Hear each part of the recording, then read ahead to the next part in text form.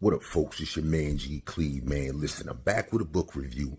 We're going to dive into the final manuscript of the Honorable Dr. Martin Luther King Jr., titled, Where Do We Go From Here?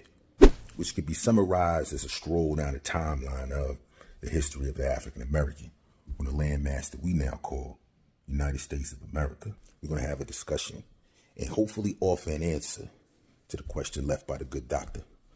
Where do we go from here?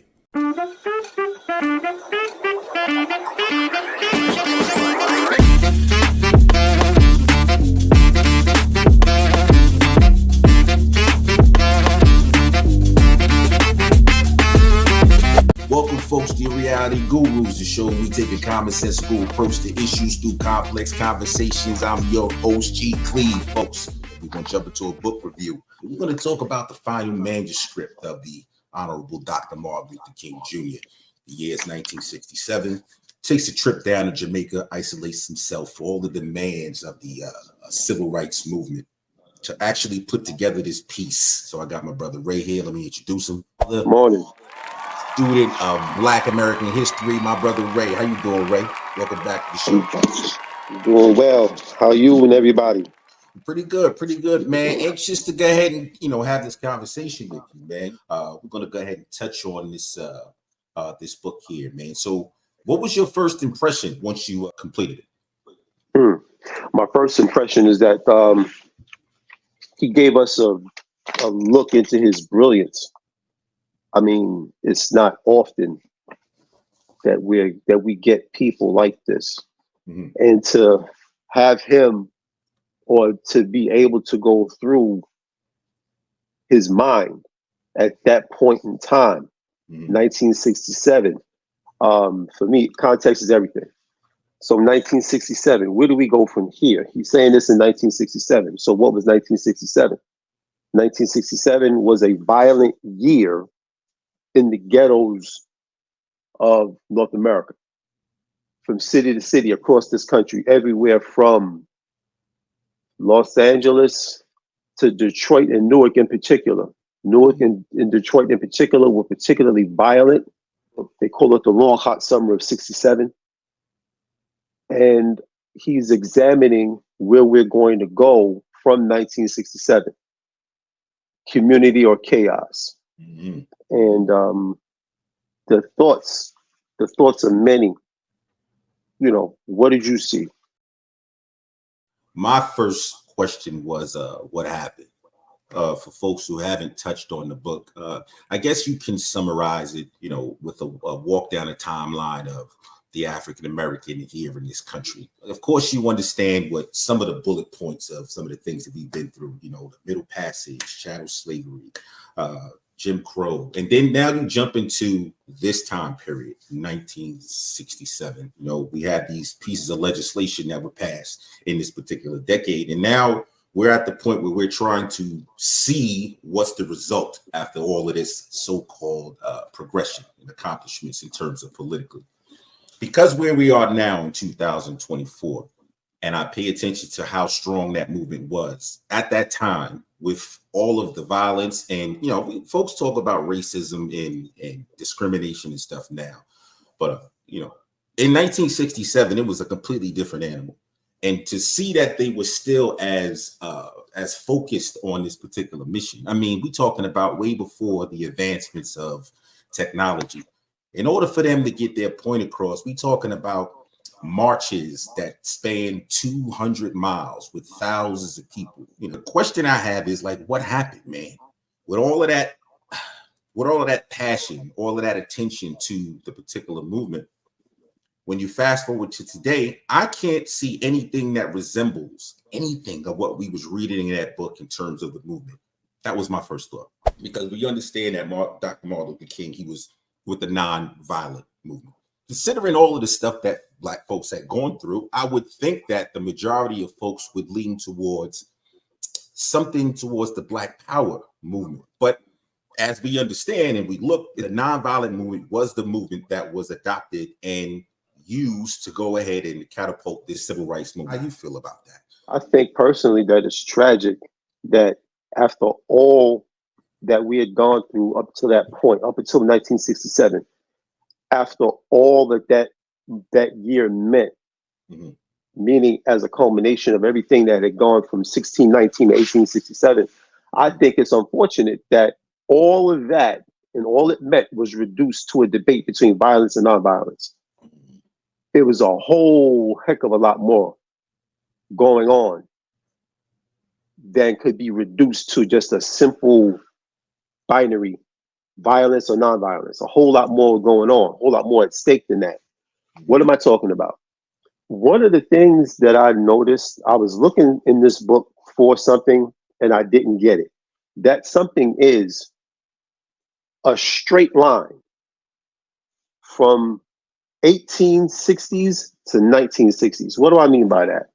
The 1860s and the overturn of the 1860s. And when I say the 1860s, I mean the end of slavery, the end of the Civil War, the beginning of Reconstruction, 1866, which ends in 1877. Those 11 years, the results of those 11 years, which was the North and the South came to an agreement to end Reconstruction. They kissed and made up after having fought the bloodiest war ever. They kissed and made up, and they agreed that in coming together, they were going to throw behind them forever the question of what are we going to do with these ex-slaves. That was the agreement reached at the end of Reconstruction. Mm-hmm. Why does that matter for this book?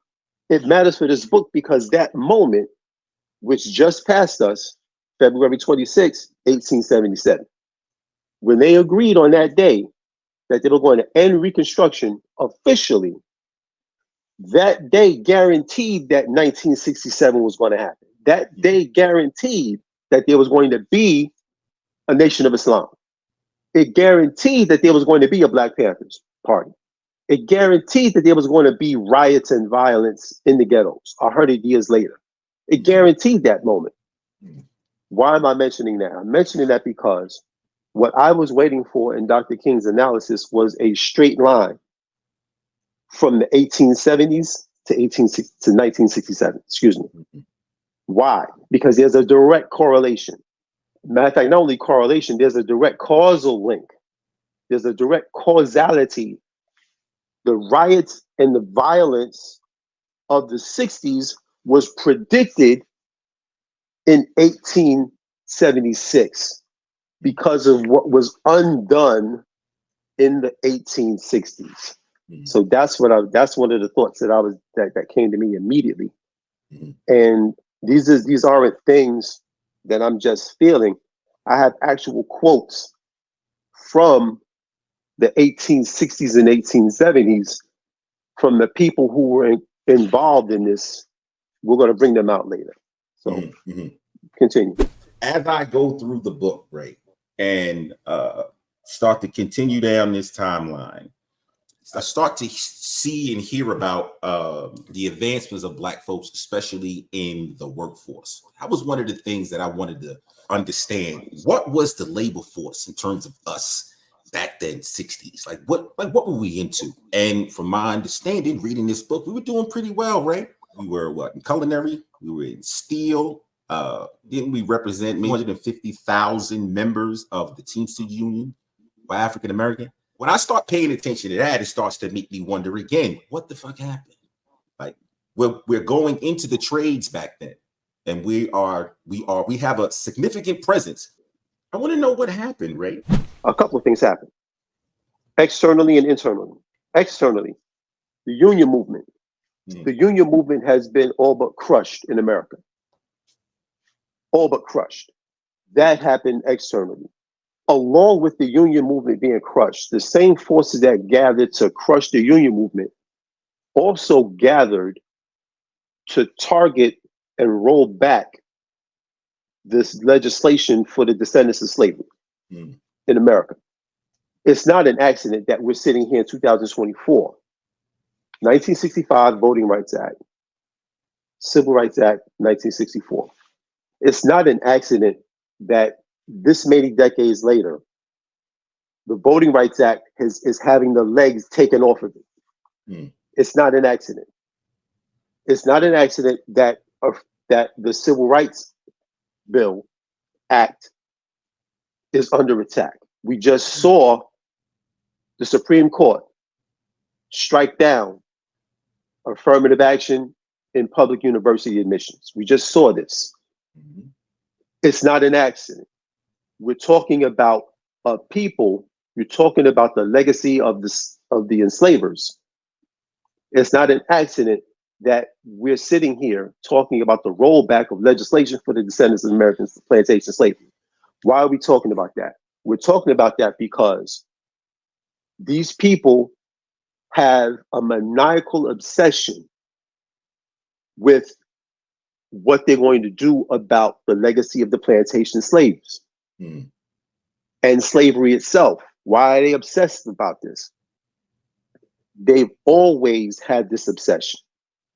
They've always had this obsession. They can't define themselves apart from there being a nigger somewhere so that they can know who they are. Now we're reaching into, and I'm going to touch on this later because he talks about this. He talks about schizophrenia, and I want to get back into that. But I want to continue. There's this obsession. There's this maniacal obsession with these on the part of these white supremacists. This obsession goes so far that Carol Anderson, in her book, White Rage, she describes it in a way sort of like this. Mm-hmm.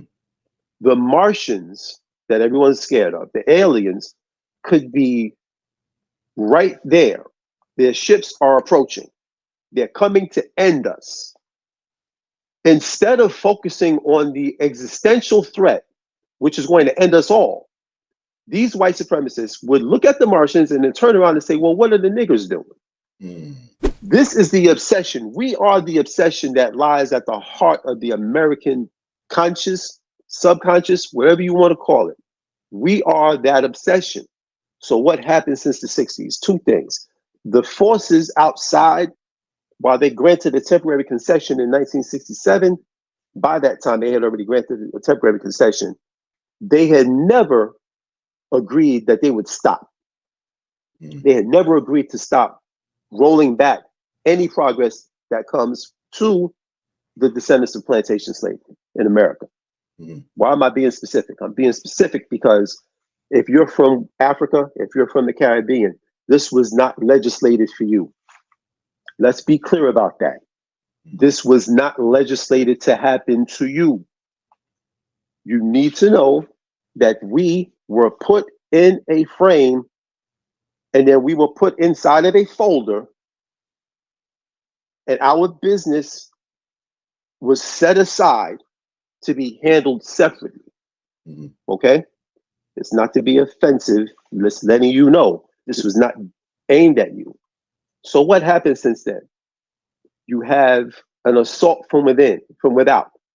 Now from within, on page 128 in his book, in the middle of the paragraph, he says, with a dynamic will, we must transform our minus into a plus and move on aggressively through the storms of injustice and the jostling winds of daily handicaps toward the beaconing lights of fulfillment.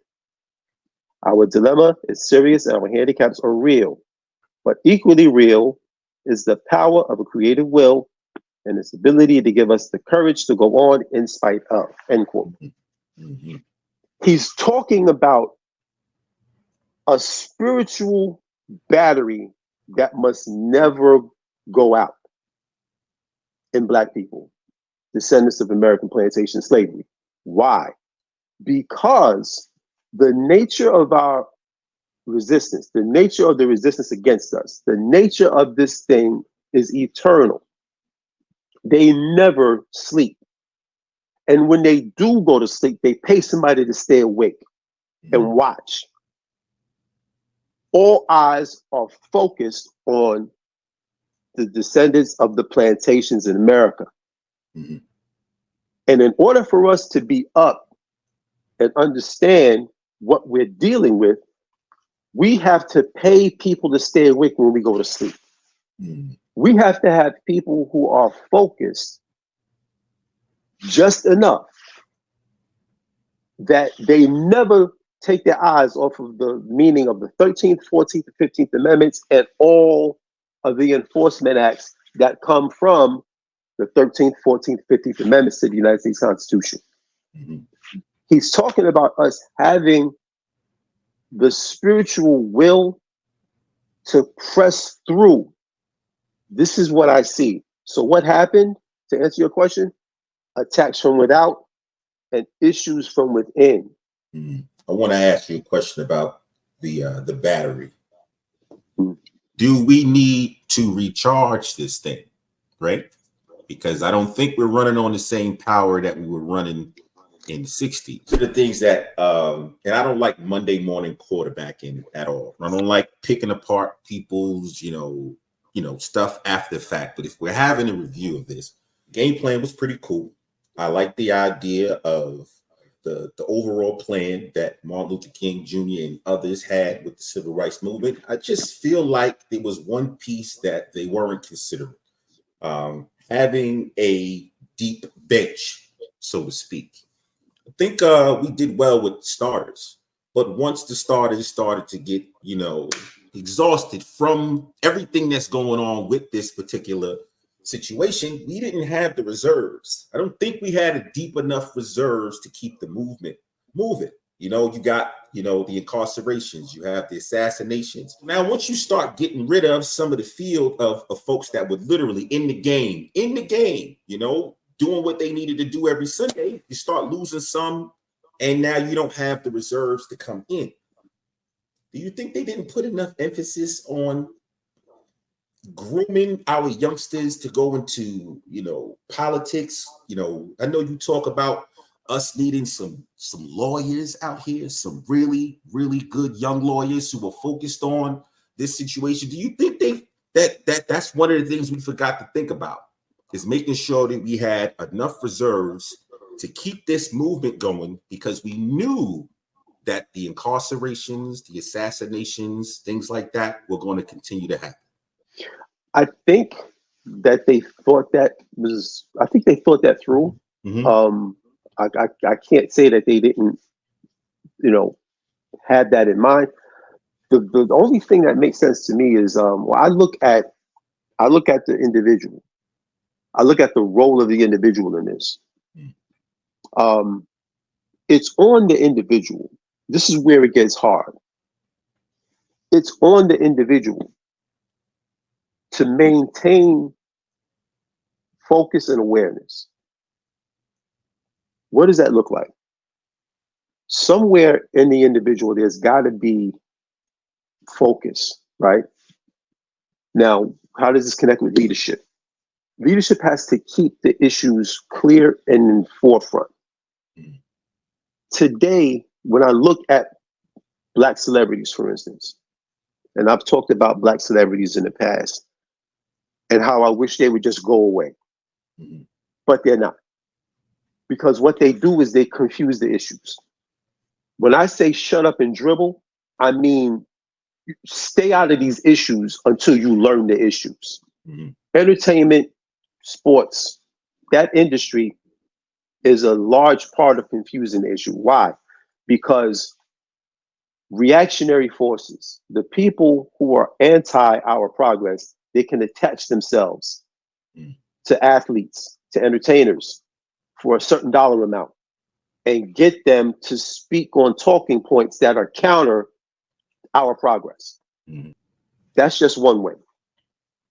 Now, the individual, you wake up every morning talking about a random person. You wake up and your job is to get through the day. The light bill, food on the table, where are we going to sleep tonight? You really don't have time to delve into what seems like remote issues. Mm-hmm. 13th, 14th, 15th Amendment. You don't want to hear that. You don't know where you're going to sleep tonight. So if you look at how these two things come together, how do you maintain focus and continuity on a mission, right? How do you maintain mission focus, in other words, through those circumstances. Mm-hmm. It's a challenge. I'm not saying that this is going to be there's a one solution to this. There is no one solution.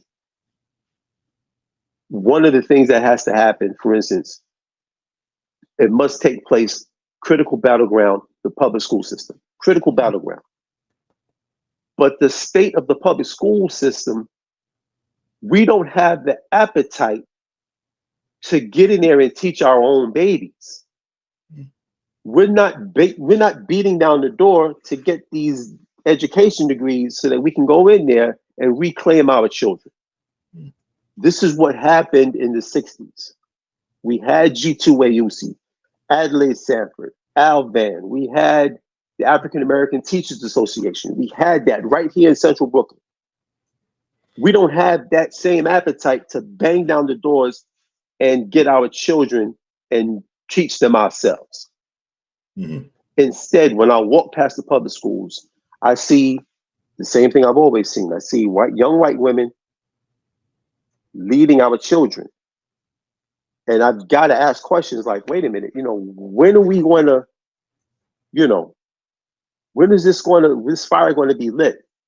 But again, maintaining that continuity is a multifaceted question.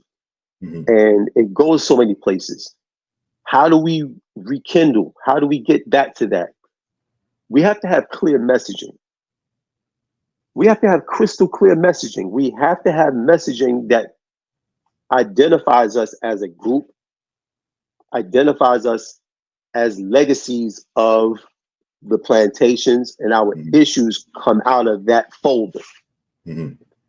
The question is, how do we get there? The answers to that question are varied. Do you think we're a little spoiled, man? Spoiled? In what way? Yeah.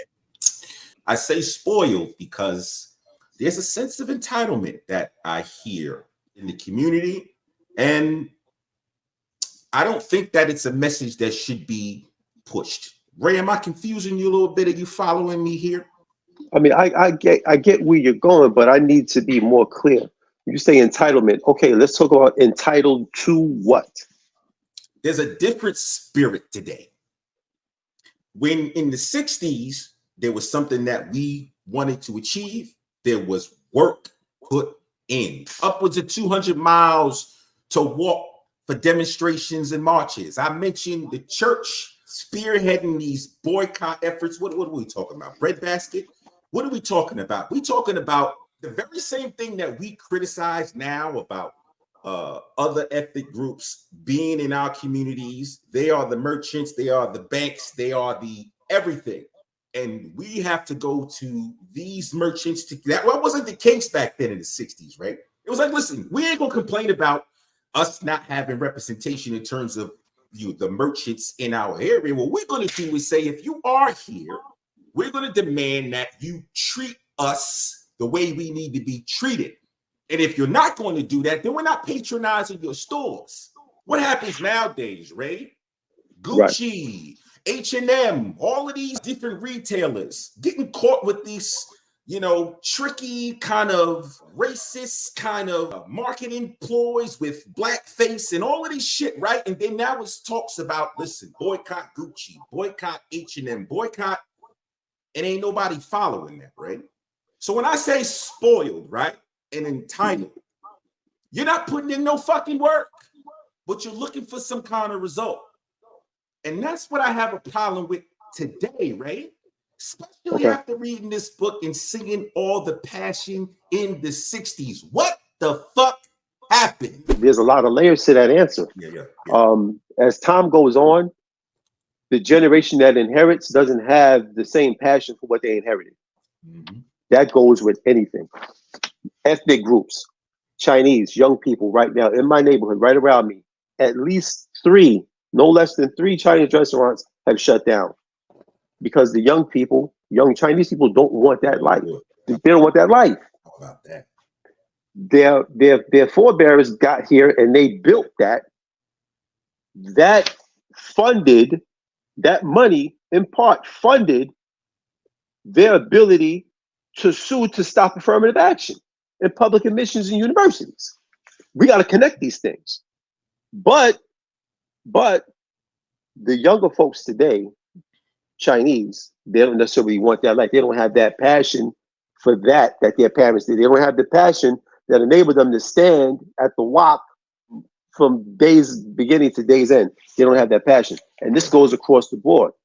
So one issue that we dealt with is the later generations don't have the passion for what they inherited. They don't have that. You see younger people who inherit, I got in this house.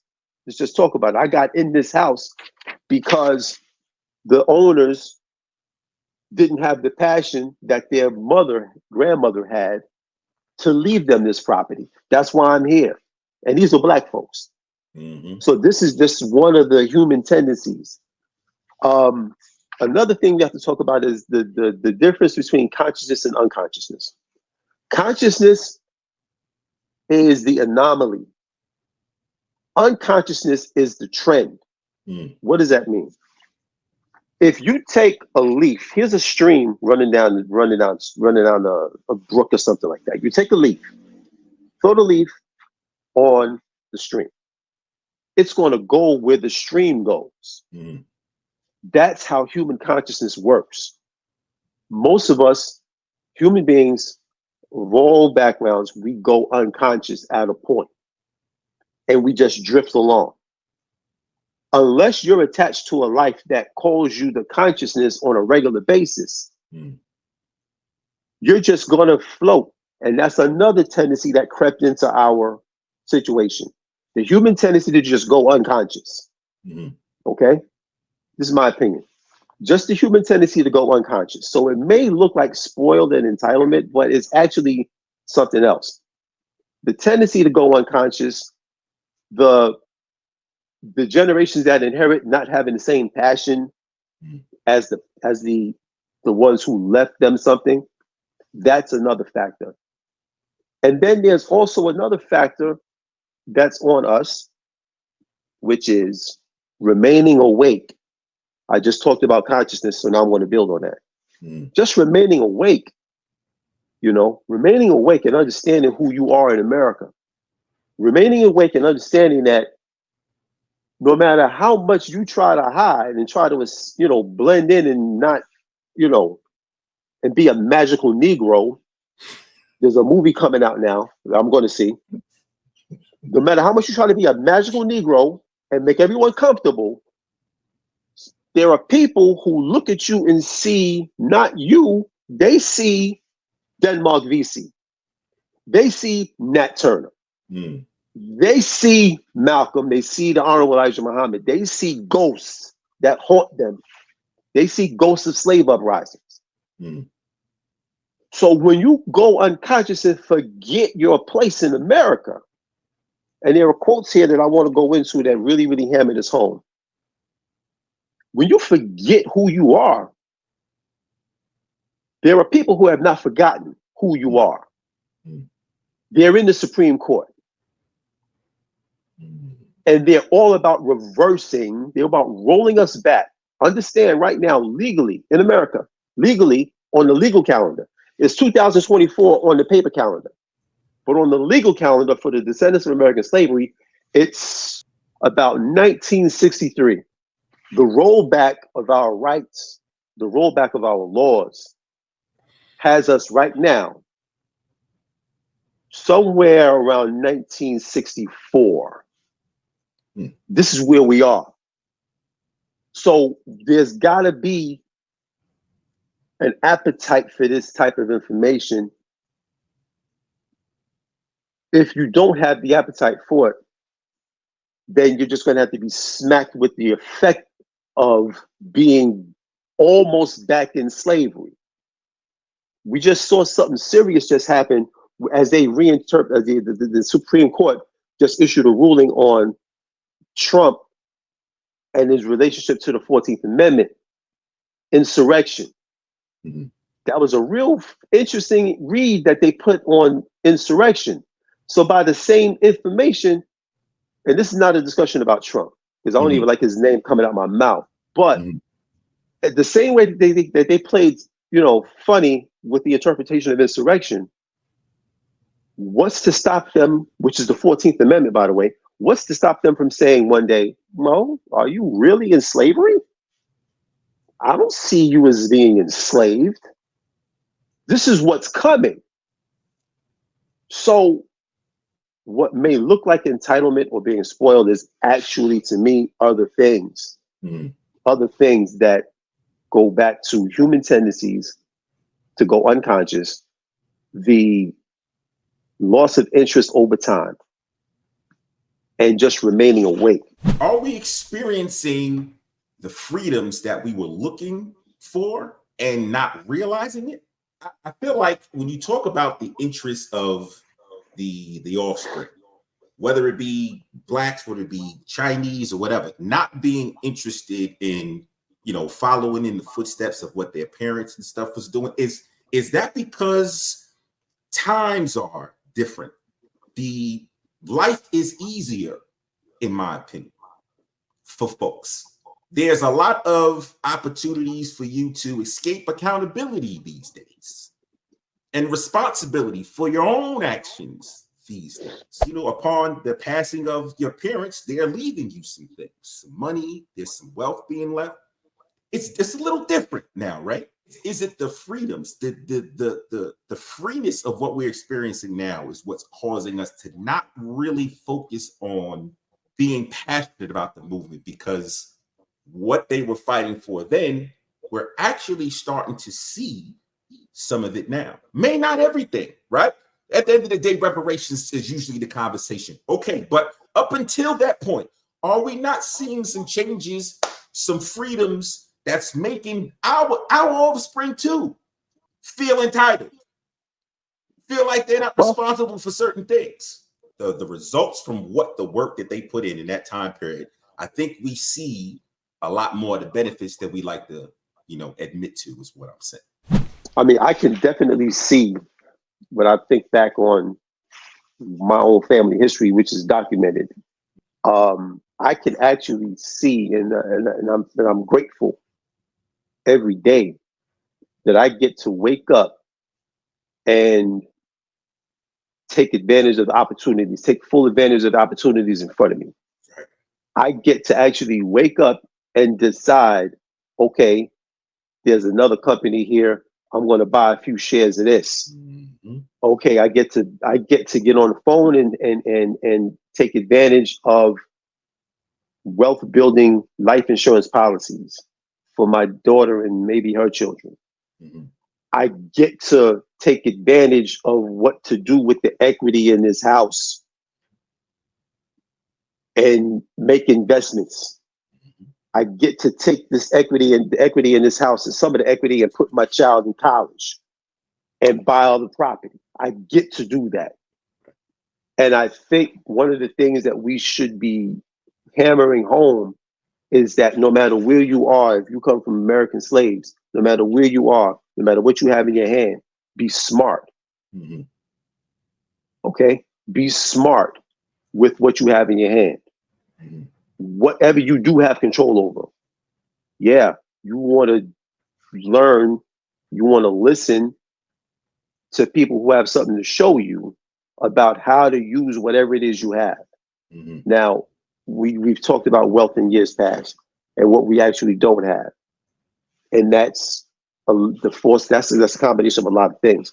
But getting smart with what we actually do have, that's critical. Getting smart with what we actually do have, what we do have control over. I do have control, or at least when my daughter was born, I did have control over where she went to school. And I determined that, I know how this is going to sound, so let me just put it out there. I determined that no white woman was going to touch my child until she got into the public school system. And I lived a life to make sure that she would be nestled inside of a place where she would be affirmed by her own community, by her own people. And I did what I needed to do to make sure I made whatever sacrifices necessary to make sure that that was paid for. Okay. So again, that's what was on my plate and what I could do with what I had control over. So what we have to think, we have to talk about how to show our people how to be intelligent, how to be smart with what you have control over. If the work put in the 60s, we can now see where there's opportunities for us to be able to do some of the things that you're talking about. The question is, why isn't there more? Our ancestors, as soon as they got free, the first thing they did was education, meaning they went and sat under trees, literally. From 8 to 80, they were sitting under trees learning how to read. Family, they married one another. They married and built families. Were they perfect? Were they full of dysfunction? Hell yeah, they were full of dysfunction. But there was the impulse for family. So strong was the impulse for family that let's say you were born in Virginia and you were sold into Mississippi when Mississippi opened up. When freedom time came, there were those of us who walked from Virginia to the Gulf looking for our loved ones. This literally happened. They walked from state to state, plantation to plantation, looking for family. Education, family, faith.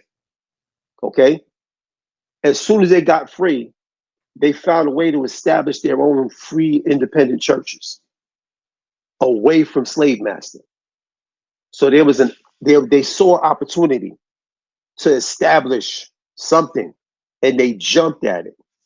We have to find a way to plug back in with that spirit. We have to find a way to plug back in with that spirit and develop the appetite for these things. One of these generations got it the fuck wrong, right? Because the when you think about from 1619 until 1967, right? Do you think that we progressed, whether it was a slow boat to China? What about from 1967 to 2024, right? I absolutely believe that this shit has dipped significantly.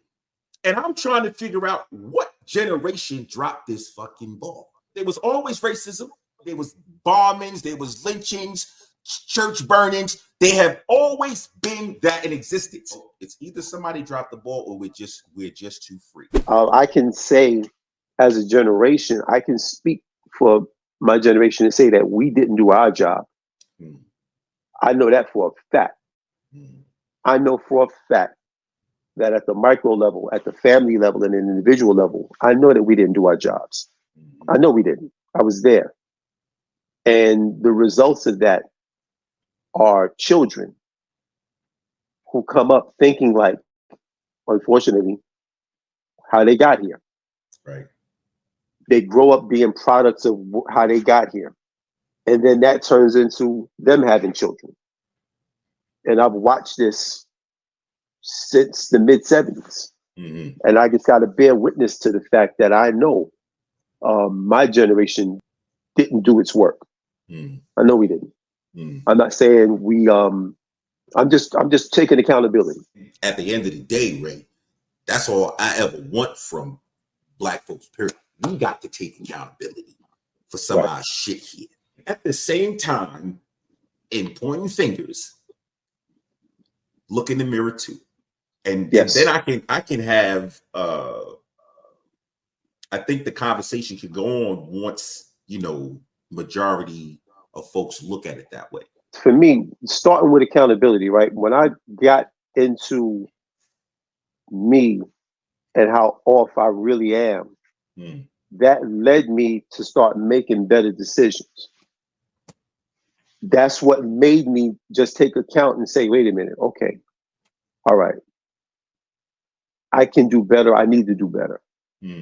I need to answer up for my time here. I have to answer up for my time here. And now that touches on something else that I don't want to go into because everybody has their own faith tradition. Whatever your faith tradition is, let that faith tradition call you to remember a day where you're going to have to answer questions. Let that faith tradition, no matter what it is, let that faith tradition call you to remember a day where you're going to have to go to court and answer up in detail. Whoa, buddy, I don't want to get started. Well, but I mean, that system of discipline or lack thereof in folks' lives. I believe that has a lot to do with it, brother. A lot of us, and we'll say, can we just say God as opposed to talking about any specific religion? But pulling away from God is a big part of the problem, brother. No system of discipline whatsoever to govern your lives. Now, you may not have had a competent mother, competent father, or any positive male role models around here, but we all know about God, bro. We all do know. I think stepping away from God and the idea of living righteously is a big part of it, bro. I think it's a huge part of it. Without going into any specific religions. I'm just talking about being a righteous individual. As righteous as possible. Because there's a lot that goes into that. So now you know, but for me, I know that while I'm alive, I've got to be smart enough to. I want to be smart enough to do better while I'm here. So that's a big factor in my life. You know, trying to be smarter, looking at myself honestly, being self-aware, and saying, okay, yeah, you're more fucked up than you realize. Let's get on this. Let's get on this before you close your eyes. You know, having a sense of time. One of the things Dr. King did mention, and I want to ask this question to you. Do you think America has taken advantage of that opportunity that they had? You know, Dr. King says that slavery and just the way that, you know, Black folks have been treated in the country for so long is a negative, ugly stain, right, on this country. And the fact that, you know, with all the things that were going on in the 60s and the passion, he said that the United States has the opportunity to show, I'm talking about on the world stage. Right. On that world stage, you can take this opportunity to really, really double down on this democracy and the land of the free. Everybody's created equal, right? Do you think that the United States has taken that opportunity, or do you think that the stain is just as soiled as it was back in the 60s? Here's a quote from Dr. King himself, page 89. If America would come home to herself and return to her true home, she would give the democratic creed a new authentic ring. If she fails, she will be victimized with the ultimate social psychosis that can lead only to national suicide, end quote. You see, Dr. King was speaking about America in terms of mental health and mental disorders. Because when you come from slaves, this is how I like to frame it. When you come from slaves, well, let's go back to our ancestors. Our ancestors were witnesses to some of the most insane, horrid shit you can imagine, right? Witnessing what they had to look at on a daily basis, that made them say to one another, did you see that? What the fuck? That moment of what the fuck makes us cerebral people. We're always up here in our head trying to figure out what's happening in front of us, because what's happening in front of us back then, it didn't make any sense. It defied logic, it defied nature. So you're always up here.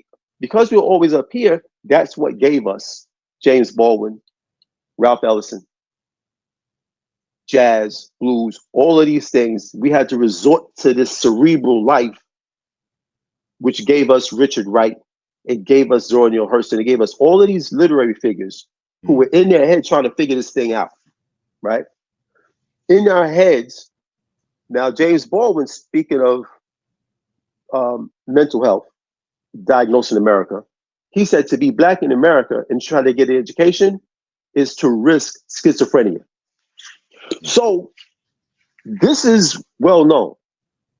Now, Dr. King says if America doesn't come back to her true values, she will be victimized with the ultimate social psychosis. This is 1967. Right now, America is living through that psychosis.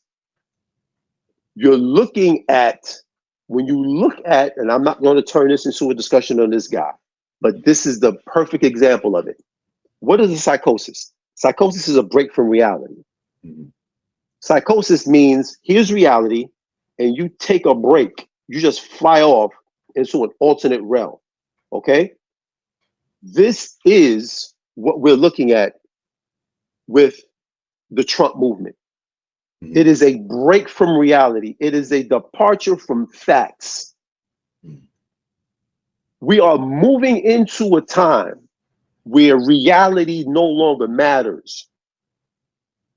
We are moving into a time where facts, actual facts, scientific, objective reality does not matter. That's what psychosis is. Because America hasn't dealt with what's in her subconscious. What's in her subconscious is the tension between the right and wrong, the murder and the enslavement that it took to build this place, to build this republic. America hasn't dealt with it. It lurks in the subconscious. So this psychosis right now is playing out before America and before the world. The world is literally laughing at America right now. Hmm. The world is looking at America saying, look at these people. And they want to lead us? No. BRICS is going to be our leader. Hmm. This is where we are. We are in the midst of the social psychosis that Dr. King predicted. Okay? And not only that, on page 72, quote, ever since the birth of our nation, white America has had a schizophrenic personality on the question of race. Ever since the birth of this nation, America has exhibited a mental disorder. Why? White supremacy itself is a mental disorder. What is disorder? What does the prefix dis mean? Dis means intentional. So disorder is something that comes in and purposely introduces chaos where there was order. White supremacy is a mental disorder by definition.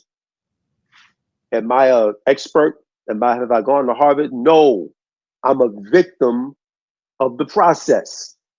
I'm qualified to talk about it by being a victim of it. White supremacy is a mental disorder. America was founded on a mental disorder. So Dr. King was calling America to pull back and save itself. Save itself from what? Save itself from totally succumbing to this mental disorder, to this social psychosis coming from schizophrenia. Mm-hmm. There's no other way to describe this. Once you've gone through looking for all of the rational reasons why we're in the predicament that we're in, mm-hmm. You run out of reason and you have to go into a spiritual space. You have to go into mental health. Mm-hmm. So yes, Dr. King was spot on with saying America needs to come to itself or come apart because of a social psychosis, and we're living through the psychosis right now. This country was built on the backs of slaves, and that fact is always going to remain. It's kind of one of these things where I wouldn't want to be constantly reminded about something like that. What the fuck do you think what America would have to go through to really realize that? Or do you think that America realizes it, but they just don't know how to rectify it? America realizes that, and this is one of the key features of white supremacy. White supremacy reserves the right to leave objective facts and go off into another realm. Why? How did that work? Okay, roll back. It's 1910.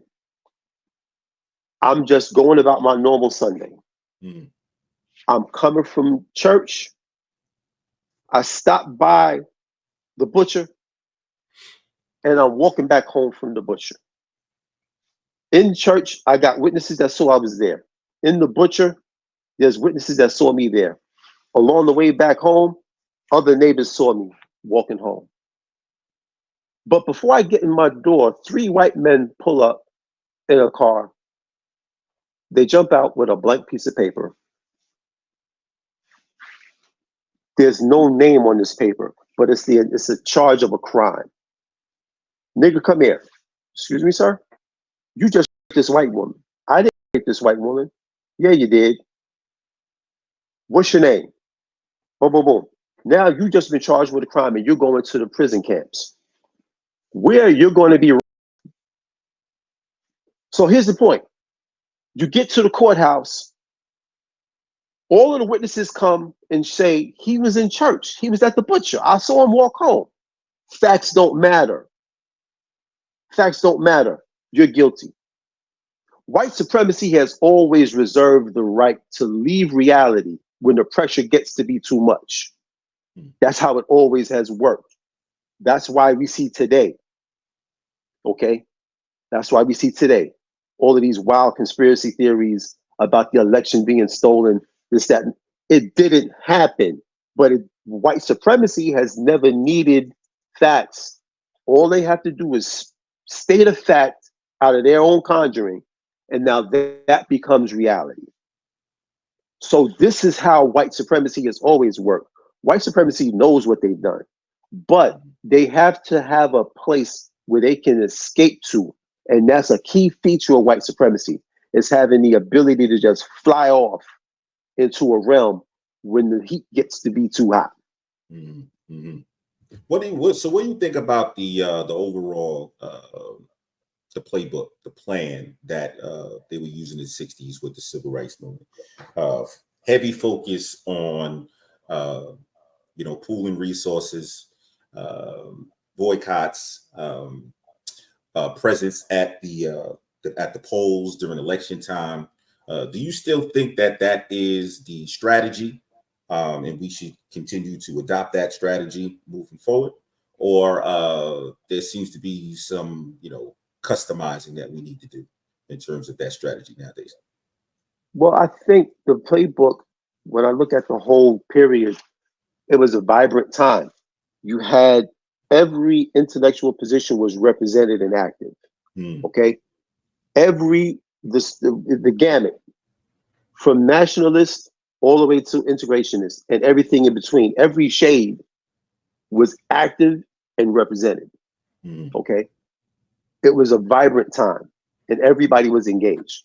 The period was so rich with activity that even the musicians, the entertainers, they had to adopt the language of the times. Mm-hmm. Malcolm X had to get in Sam Cooke's ear to get him to make a statement song. Mm-hmm. Change gonna come.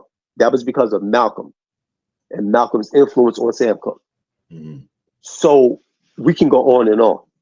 But I think that the time overall, I don't know about the playbook, but I think that overall the time was brilliant. It was active and everyone was represented. Mm-hmm. I think when I think about, for instance, integration as a goal, my own thoughts. Integration never even happened. Integration is not about my kid sitting next to your kid on the school bus. That is not integration. Integration is when your interests and my interests merge. Mm-hmm. That's when integration happens. Your interests, my interests merge, and we go toward a common goal. That never happened. Mm-hmm. Integration, as opposed to segregation, is literally about the fight over control of resources. That's what it's about. Control over resources. That never happened for us.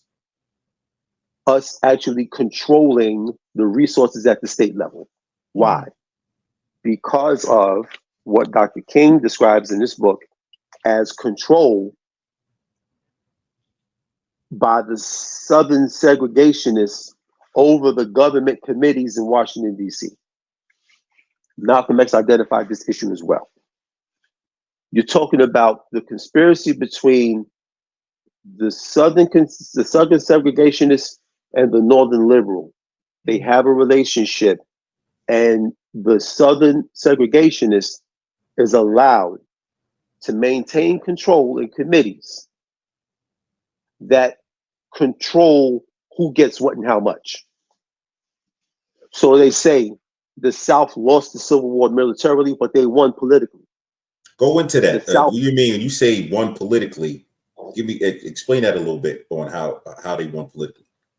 They won politically because 1866 to 1877, you had a resurgence of Black people. Well, I'm not saying a resurgence. You saw the overturning of the social order where ex-slaves and their associates, people like them, who maybe they weren't slaves, maybe they were free, but they became state representatives in places like Louisiana, Mississippi, and South Carolina. Those three states in particular.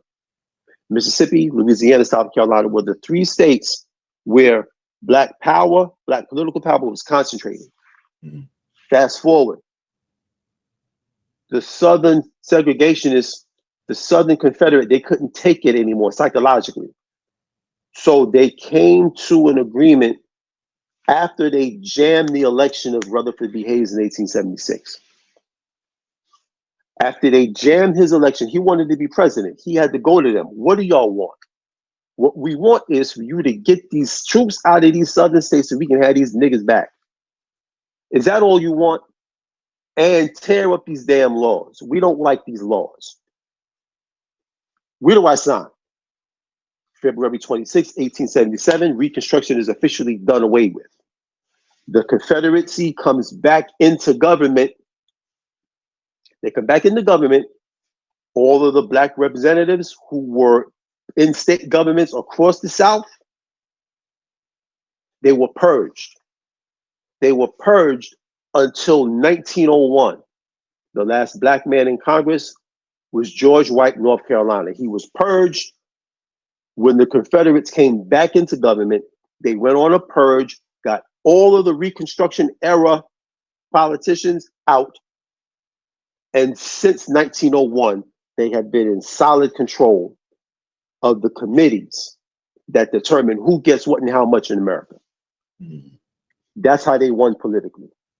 I think they won the war. I look at the Civil War as a battle, and the what they received politically would have been the war, because as you can see from 1901 until I guess today, they've been able to control the resources the way you just explained. That's how it goes, because Mitch McConnell represents that order. Literally, his ancestors were the slaveholders who were represented in the Confederacy, and he's not there by accident. And it's not an accident that Mitch McConnell reshaped the Supreme Court. This is McConnell's Supreme Court. Be clear about that. Let's jump into politics for a little bit, real quick. What do you think? What should I be our focus on in terms of politics today? Politics, talking about the American descendants of slavery. Yes, sir. What should be our focus is that wherever we live, we have to be animated about controlling everything, from where the garbage cans go to who's going to the state house. We have to be involved in every phase. But to what end? We have to bring the business from this folder, the folder that was signed and sealed on February 26, 1877. Everything that's in that folder is our business. And we have to read that folder and understand it and represent what is in that folder. That should be the whole of our politics. Everything from the dog catcher to the state house representative. Every between. That should be our politics. So if we're taking a look at the title of the book, where do we go from here? Chaos or community? What do you think? Which if that's the fork, right? If that's the split in the road, Mm. which direction do you think we had gone since 1967? Now that's a very good question. That's a solid question. I think that since 1967, we've come apart. Mm. Since 1967, I'm not introducing any kind of controversy here, but I just got to give it to you how it is. Mm-hmm. We can't even decide what gender we are since 1967. Since 1967, for the first time, for a young man, okay, my daughter is going to be 19 in May. She now has to consider, if a young man, if she likes a young man, she has to ask this young man if he's even a man. So now my question is, where have we gone since 1967? Legally, we've been rolled back. The 15th Amendment, the Voting Rights Act, Section 2, has had a serious leg knocked out underneath it. Affirmative action. The Chinese have succeeded in pushing legislation, in getting a Supreme Court decision, which states race no longer matters, can no longer be considered as a factor in admissions into public universities. Guess who's hurt by that? The Chinese.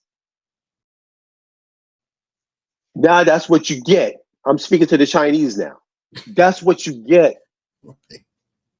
You were the latest ones. You got here late.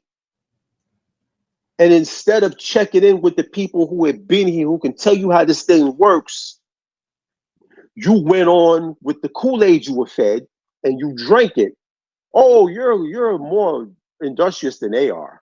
Yeah, let's get together and overturn affirmative action. Yeah, you're right. So now, the one thing that could have helped you, now it's gone. So legally, the 14th and the 15th Amendments, they're beginning to roll them back. The only amendment left is the 13th. Hey, the only amendment left for them to start rolling back is the 13th. So we got some thinking to do. Where have we gone since 1967? We got to check the status of the 13th, 14th, 15th Amendments. We got to check the status of the enforcement acts that come after these amendments. Let me ask you another question. Why, since 1967, and here comes some controversy, I'll take the smoke. Why, since 1967, are we still on acts, ACT? Why are we still on acts and not law?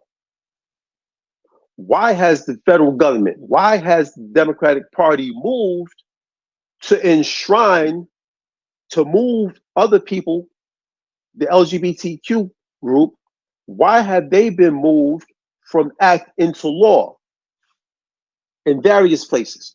Why have they been moved from act into law? Act is like being on probation. Why are we still on probation? And those acts are being rolled back. We got questions to ask ourselves. Where have we gone since 1967? We got some thinking to do. And I got some damning quotes that I really want to get to help people understand where we are and clarify where we are and why we're going through what we're going through. No, go ahead. Jump into those quotes. It's 1876. Rutherford B. Hayes is trying to win the election to become president. He's about to lose the election. He's writing in his personal diary in 1876. Quote, I do care for the poor colored men of the South. The result will be that the Southern people will practically treat the constitutional amendments as nullities. I want to air quote that word, nullities. The Southern people will practically treat the constitutional amendments as nullities, and then the colored man's fate will be worse than when he was in slavery. Why do I want to highlight the word nullity? This comes from a quote from this book by Rayford W. Logan. It's called The Negro in American Life and Thought. Okay? It's out of print, as you can see. Good luck trying to find it. I got one. Gotcha. Why do I say nullities? Dr. King book, page 144. Quote, if the federal government had been consumed with fervor to strike an effective blow for civil rights, it need only have begun implementing all the existing laws that are a nullity from one end of the country to the other. Hmm. Rutherford B. Hayes said that they were going to nullify the constitutional amendments passed on our behalf. They were going to treat them like they weren't even there. 1876, he's forecasting. Dr. King in 1967 found that the existing laws for us were all nullities. Same word. They didn't know each other. They didn't have a conversation. How did we get there? How did that happen? I have another quote here. This comes from Black Power USA. All right. Black Power USA. Lerone Bennett, 1967. Page 367 in the book. He says, a race are disfranchised. They are to be returned to the condition of serfdom, an era of second slavery. The nation could have acted, but it was tired of the annual outbreaks in the South. The political death of the Negro will forever release the nation from the weariness of these political outbreaks. Mm-hmm. Time will show you how accurate my statements are. This is governor of Mississippi in 1876. The governor of Mississippi, Adelbert Ames, in 1876 says, now he's talking about Reconstruction is about to be overturned. He's forecasting. He's forecasting what the future is going to look like in 1876. Reconstruction and the overturn of Reconstruction was going to lead to what he called the political death of the Negro. He said in 1876, the political death of the Negro will forever release the nation from the weariness of these political outbreaks. What political outbreaks? The back and forth between the ex-slaves and the Confederates. There was violence going on down there. There was wars going on, skirmishes.